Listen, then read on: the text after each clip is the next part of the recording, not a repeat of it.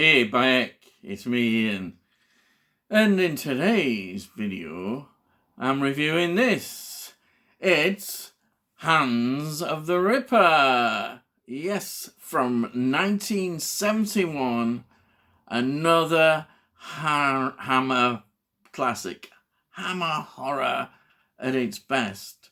But what's different? Well, there's no Peter Cushing. No Sir Christopher Lee in this. And on Rotten Tomatoes, it gets 86%. So, when you look at that, you're thinking, oh, why is this popular amongst critics?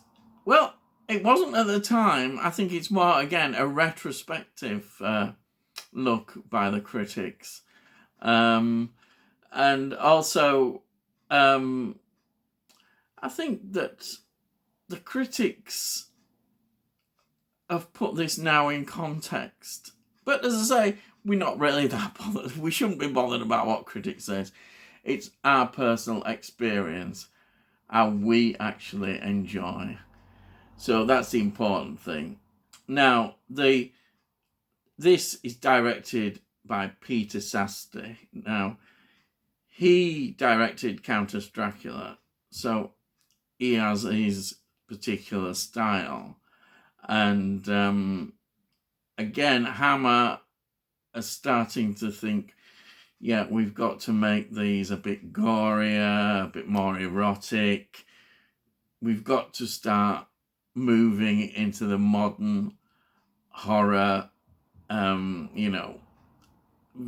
the way of doing horror films now.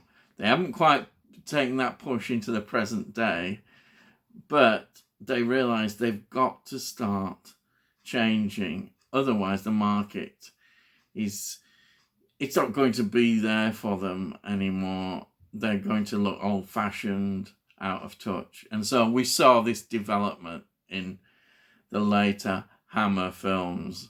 And it's a good thing, definitely. It's a good thing because you can't stay the same. It's like characters can't stay the same. You can't keep doing Dracula the same all the time. You can't keep doing Frankenstein the same. You've got to evolve. You've got to change. And Hammer realised that, when you look at, like, for instance, Dracula, when he started in the films, he didn't say no much, did he? He didn't say no at all, but he got a bit more talkative, as we've seen, which is good. Peter Cushing was always Peter Cushing. Though he's played a lot of more interesting roles, sometimes within Hammer, certainly within the Frankenstein films, there were certain aspects that he changed as well, which are interesting to look at. And also outside Hammer, he played a variety of characters too, which were not totally getting stereotyped into a particular role. But anyhow, I'm going on about this. But this film stars Eric Porter, established English actor, theatre, acting and in films, and just he was a reliable British actor and a good one. And the other leading actress in this is Ingrid Reid. She's quite young in this. She plays Anna, and she perhaps is more famous for playing Desmeralda in Poldark, which was a big 70s BBC costume drama. Anyhow, that was the first one. Anyhow, the actors are are very good in this film. It's a well-chosen set of actors, and the director definitely gets the best out of them.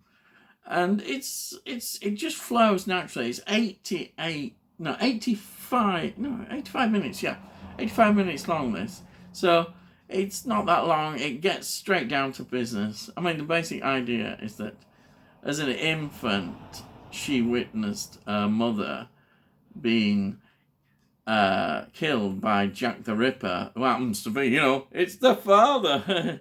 Like, trouble at mill. So, as she gets older, she becomes more of a troubled child, as they say. And, well, a string of murders take place. And, of course, she seems to be kind of haunted in her mind by the spirit of her father, old Jack. Now,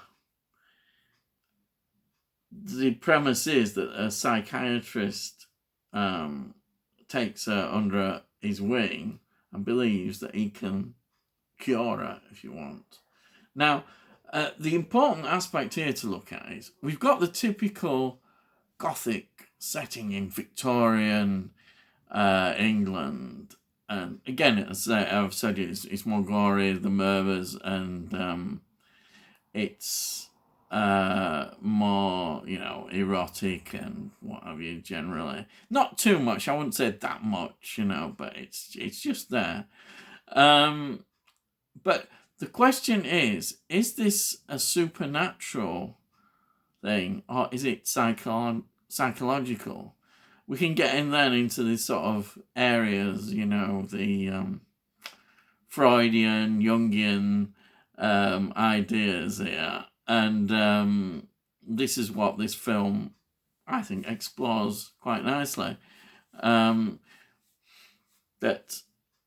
such trauma can have an effect on a person, and that effect completely changes their personality, and also they can't remember when they have these changes in personality.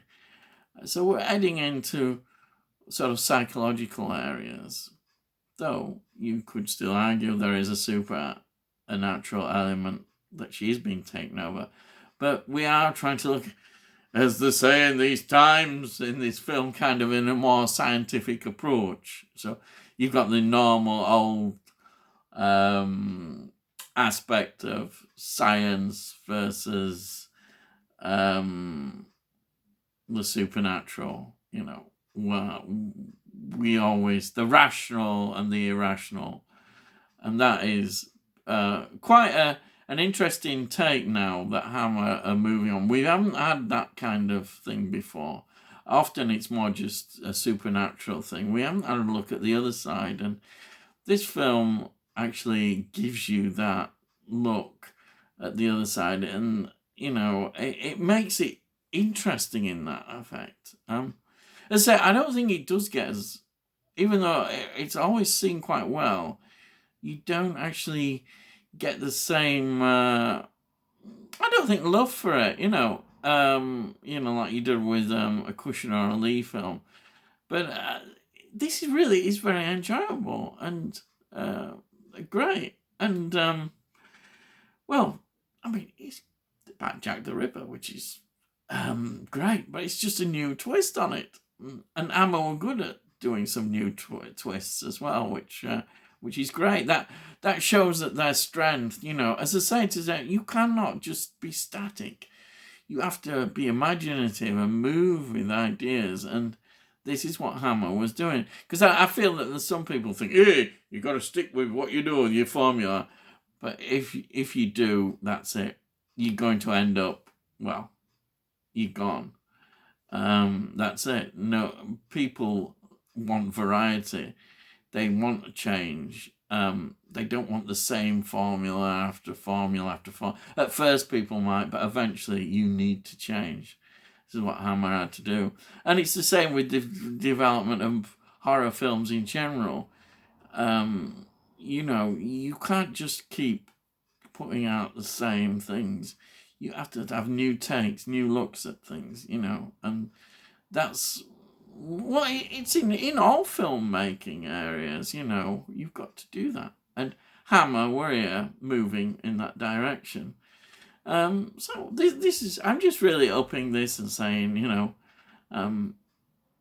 take a look at it. Do you know what? It's under a tenner on Amazon Blu-ray copy. I'm sure you could probably get it cheaper somewhere, if you look around. But it's great. It's got 2 audio commentaries. You're not going to expect world-shattering extras. 2 audio commentaries. And also, this is a nice touch. Angela Rees appeared in an episode of the TV series Thriller, and it's called Once the Killing Starts. And you know what? It's a very good story to enjoy for an hour. Yeah, really good. She appears in that. So that is worth it as well. So you're getting a bit of extra value there. You're getting an episode. It's good publicity, of course, for a network who can, try and sell their collections. And Thriller is one that they release. So it's good for them. It's good for everybody. Good for you, good for me. So that's it. It's value for money. It's something you can really enjoy and still love. And yeah, that's it. Really. There we are. So as I say, just subscribe if you haven't, and it don't cost note. It's free. It's free. So there you are. What's free nowadays, eh? So you can do that, and then if you like it, give it a like. And all I can say is, I'll see thee, and I'll see thee again.